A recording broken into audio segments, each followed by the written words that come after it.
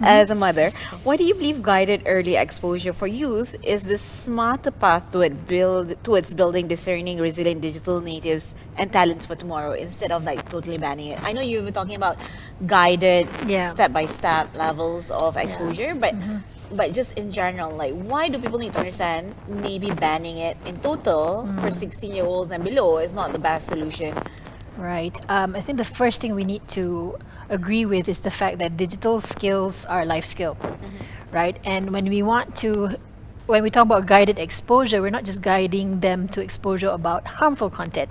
We're not saying that we need to guide them to look at pornography, for example. Yeah. But if you look at social media in a tunnel perspective and you only see the harms, then that might be your perspective. But you also need to look at the fact that children will grow up to become teenagers, to become adults who need to have the resilience over, for example, financial scams. They need to know what are the red flags out there that they should look out for. They need to look out for people who might be bullying them, who might be scamming them, who might be grooming them. These are things that maybe you can have conversations with them. That does work, but it is a lot better if you hold their hand through the entire process.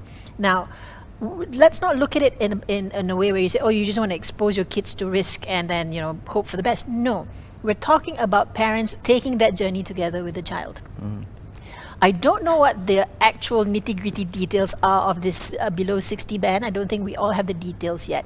But husnuzon lah. I really I hope that it is tailored as well to the household and to the child. Okay. Because I mean, teachers, you probably agree with me. Our kids are not the same. Yeah. You don't pop out kids who are alike. Some of them are not even like you. There might be those who are a lot mature at the age of 16 when compared to their siblings.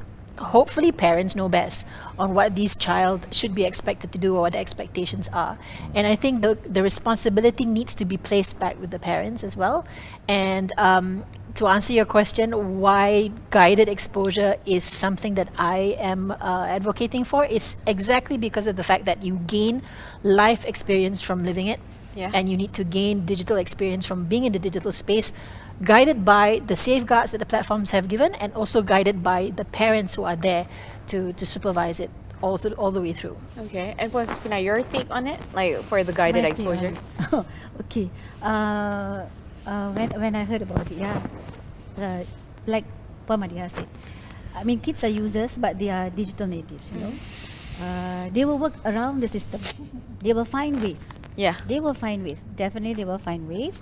And when that happens, and when they are online, they are not just online, but they are online unprepared, unguided. That is more dangerous. And to me, it's like if we block them, we are not removing anything. We are just delaying it. We are just delaying the problems. So, yeah. Today we focus a lot on TikTok because it's TikTok.